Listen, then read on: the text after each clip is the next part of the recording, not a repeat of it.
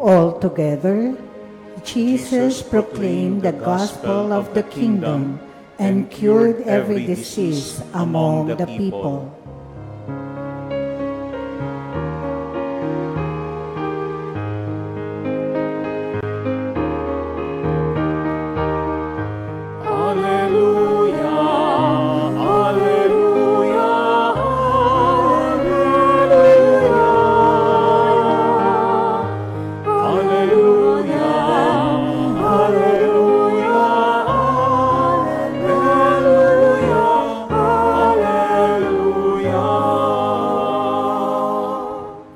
My dear sisters and brothers, the Lord be with you. And with your spirit. A reading from the Holy Gospel according to Matthew. Glory to you, O Lord.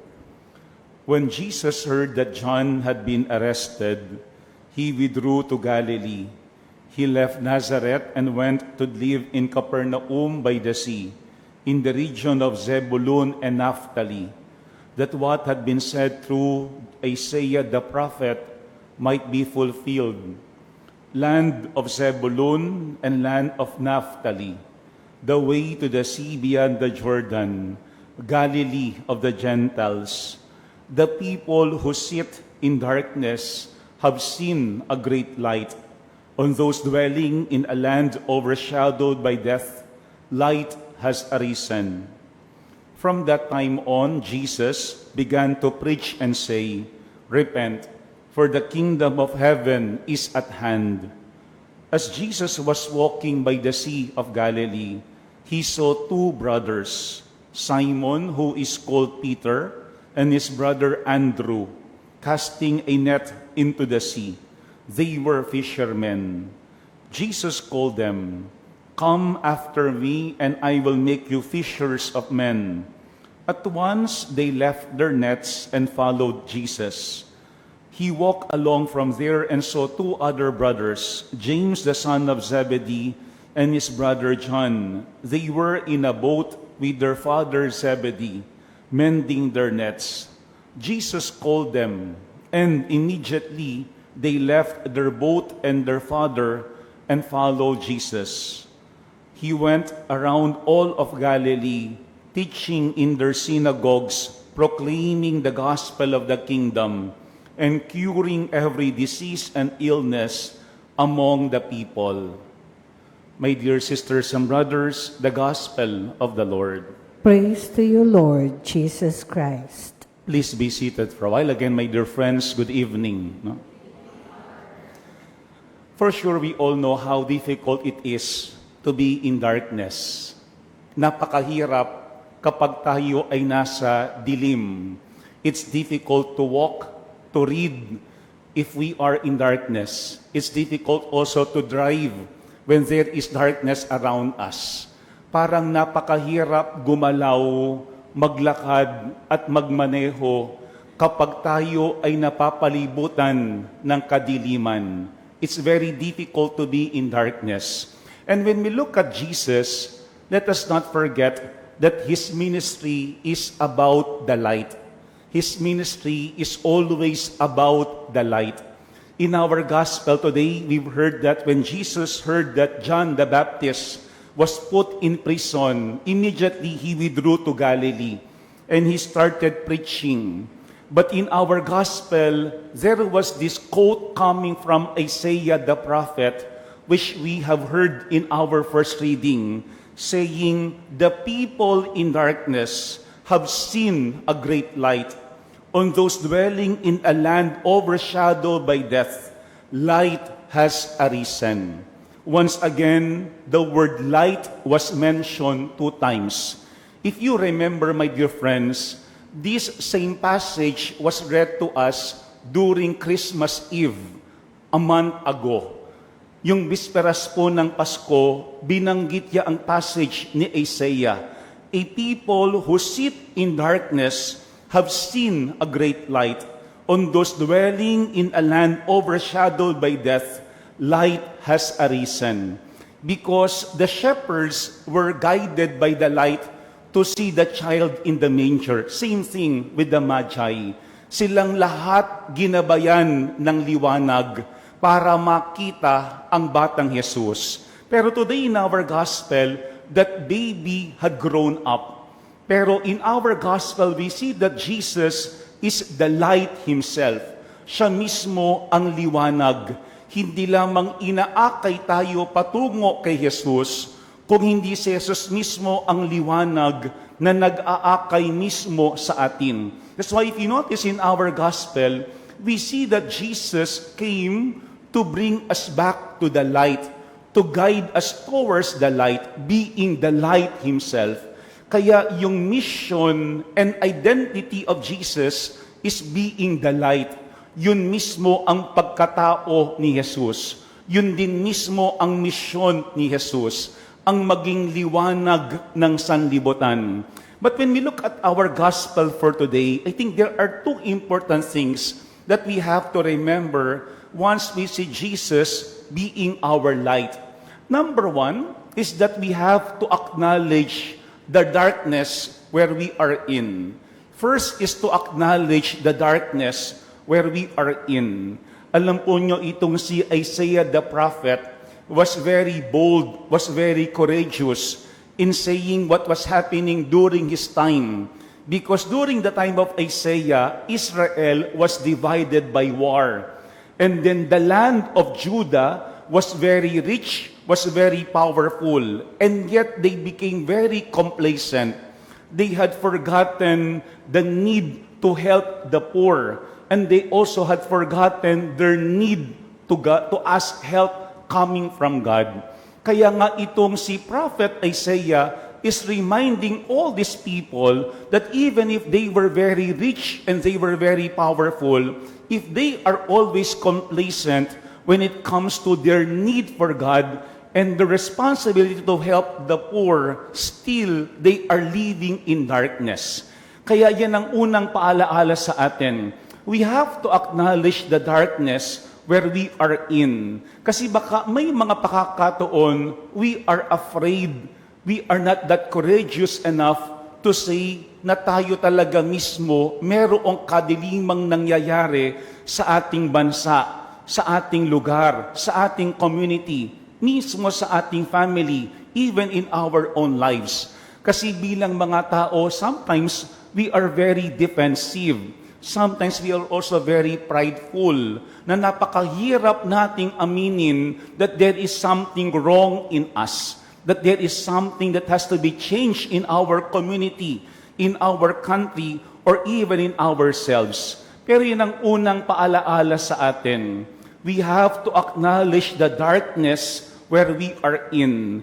Kasi kapag hirap nating aminin at tanggapin na mayroong pa ring kadiliman sa paligid at kalooban natin, we won't see the need for light. Ating hindi makikita ang pangangailangan sa liwanag. Alam po nyo, si Isaiah had prophesied 700 or 800 years before Jesus. And yet today in our gospel, Jesus said, repent, for the kingdom of heaven is at hand. He used that word, the word repent. Parang sinasabi ni Jesus, kahit 700 or 800 years na ang nakalipas since the time of Isaiah, same thing is happening during that time. People were still living in darkness. That's why Jesus came so that these people could return to God. Alam po niyo, meron akong nabasang article. Sa Hebrew daw, yung word na repent, ang ibig sabihin daw niyaan is to return. To return. Kasi when we repent from our sinful ways, when we repent from our wicked ways, we return to God. We return to God who loves us. We return to God who is the light Himself. Kaya yan ang unang ating tignan. Are we courageous enough, like Isaiah the prophet, that we are able to acknowledge the darkness we are in? Yung bang ating maamin na merong kailangan ayusin at baguhin sa atin? Because sometimes meron tayong tendency, I think, to think that other people should change. Other people need to convert.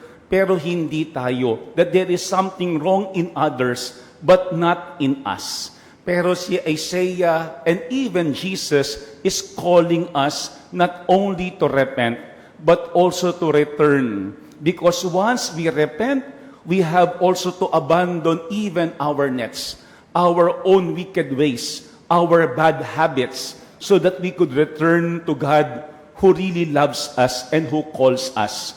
Number one, we have to acknowledge the darkness we are in. But second, we also have to accept the light that Jesus is offering. Kasi it's not enough for us to say that we are in darkness because sometimes we already had accepted our situation. That's why some people would simply say, wala ganito na lamang, tanggap ko na yung katayuan ng aming buhay, ng aming bayan. Pero looking at our gospel, Jesus said, the kingdom of heaven is at hand. Because we know that when Jesus came, we had seen that the kingdom of God had begun. Nagsimula na yung paghahari ng Diyos when Jesus came. Why? Because in His ministry, we have the glimpse of light. Nakakaroon tayo ng pangitain ng liwanag. That's why people are drawn to Jesus, not only to listen to Him, but also to be healed by Him, but also to be forgiven by Him. Kaya po yung last part ng ating gospel, I think very important. After calling these fishermen to become His disciples and to abandon their nets, we had been told in our gospel, He went around all of Galilee, teaching in their synagogue, proclaiming the gospel of the kingdom, and curing every disease and illness among the people. Yan daw ang manifestation that indeed the kingdom of God has begun in Jesus. That hindi lamang siya nagtuturo ng mabuting balita, kung hindi siya din ang nagpapagaling sa mga karamdaman ng tao. May mga nagbabago talaga sa buhay ng mga nakakasalamuhan niya. Kaya ito din ang paalaala sa atin. Once we respond to Jesus' invitation to follow Him, that should also be our call and our mission to accept the light. Kaya kahit saan tayo dapat nandoon, yung ating buhay, yung ating salita, yung ating halimbawa, should bring other people, even our family, closer to Jesus who is the light. Kung ano yung misyon ni Jesus, dapat yun din ang misyon natin. Because it is not enough to acknowledge that we are in darkness. What is also important is for us to accept the light that Jesus offers. Alam po nyo, nung isang araw, merong isang pare na hindi available for confession sa isang school for the first confession ng mga students preparing for their first communion. So tinawagan po ako kung pwede akong pumalit. And after hearing the confession of some first communicants about to receive for the first time the body of Christ, there were some parents also who gave or who went for confession, who fell in line for confession. And I will never forget one father. Ang sabi niya sa akin, Father, ang tagal-tagal ko nang hindi nag-confess. Sabi niya, baka po nung kinumpilan ako, yung huli ko pong confession. And then He told me all his sins. And after telling me all these sins, he was crying. He was crying. Ang sabi niya, Father, alam ko, matagal akong nahiwalay sa Diyos. At napakahirap po ng malayo sa Diyos. Ngayong ramdam ko na kung paano kagaang yung makabalik sa Diyos, hindi na po ko hihiwalay uli sa Panginoon. Siguro magandang paalaala sa atin yan. Once we see how beautiful it is to live in the light, we will never return in darkness. Yan ang hamon ng ating ebanghelyo sa ngayon. Jesus came not only to bring us to the light, but Jesus came to show us the light because He is the light Himself. Sana yan ang dalawang bagay na ating laging tatandaan. First, we have to acknowledge the darkness where we are in because it's very difficult to help us if we are always in denial, if we do not see the need for us to receive the light. Number one, we have to acknowledge the darkness where we are in. But second, we also have to accept the light that Jesus is offering. That is not only the mission and identity of Jesus, but it is also our mission and identity as followers of Jesus. Once we have seen how important and beautiful it is to live in the light, we will never go back to darkness. Amen.